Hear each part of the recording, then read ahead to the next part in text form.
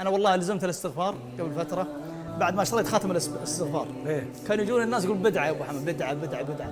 قلت اخوي كيف بدعه وانا استغفر؟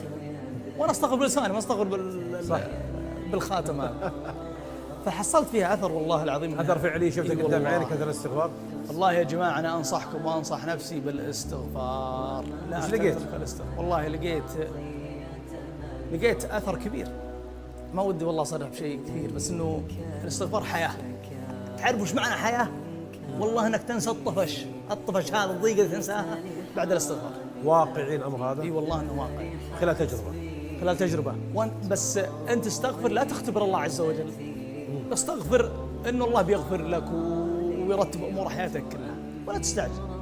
استغفر على يقين وثقة بالله. بعض الناس بيختبر استغفر الله، يقول طب انا استغفرت ما جاني شيء، انك ما انت مؤمن داخليا ان الحاجة هذه بيرتب الله عز وجل فيها امورك. يا سلام، من لزم الاستغفار جعل الله له من كل هم فرجا ومن كل ضيق مخرجا ورزقه الله من حيث لا يحتسب. الله اكبر. فهو رزق وهو بركه.